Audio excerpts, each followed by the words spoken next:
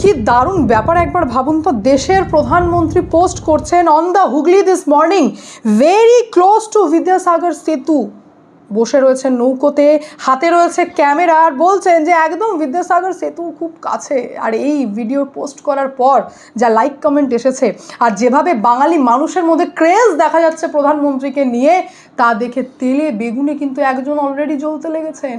প্রথম phase election হওয়ার পর প্রধানমন্ত্রীর ফুরফুরে মেজাজ এবং উনি যেভাবে কনফিডেন্সের সাথে হুগলি নদীতে ঘুরছেন, তা বোঝাচ্ছে যে প্রথম ফেজের ইলেকশনে ভারতীয় জনতা পার্টি কতটা কনফিডেন্সের সাথে লড়েছে এবং আগামী দিন যে পরিবর্তন হতে পারে তারই ইঙ্গিত কোথাও না কোথাও মিলছে। মানে এত ফুরফুরে মেজাজ কোথায় থেকে আসে সত্যি।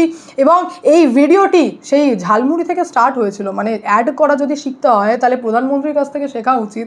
সেই একদিন দোকানে 10 টাকার ঝালমুড়ি খেয়েছিলেন, আর ঝালটি লেগেছিল মমতা ব্যানার্জির। অ্যাডও করলেন প্রধানমন্ত্রী, ট্রোলও করলেন প্রধানমন্ত্রী, আর এইবার তিনি নৌকায় বসে হাতে ক্যামেরা নিয়ে যেভাবে আরেক জায়গায় আগুন লাগিয়ে দিয়েছেন, তার এই উক্তি এলো বলে মানে আমরা ওয়েটিংয়ে রয়েছি যে 14 তলা থেকে এবার কি বার্তা আসে। কারণ এবার আগুন শুধুমাত্র তেলে বেগুনে জ্বলে ওঠার নয়, আগুন তো এবার লেগে গেছে সেই পাওয়ারে, সেই পোস্টের লোভে, আর সেই হিংসা আর বদলার রাজনীতিতে, যেটা এতদিন পর্যন্ত সরকার করে এসেছে। কিন্তু এই জন্য কমিশনকেও আমরা ধন্যবাদ জানাই, কারণ সেন্ট্রাল ফোর্স আর কমিশনের দুজনের প্রচেষ্টায় যতটা সুন্দরভাবে ফার্স্ট ফেজের ইলেকশন হয়েছে ততটাই সুন্দরভাবে যেন সেকেন্ড ফেজেরও ইলেকশন হোক। আপাতত জন্য প্রধানমন্ত্রীর মুড খুব ফুরফুরে, সেটাই এই ভিডিওতে পরিষ্কার দেখা যাচ্ছে।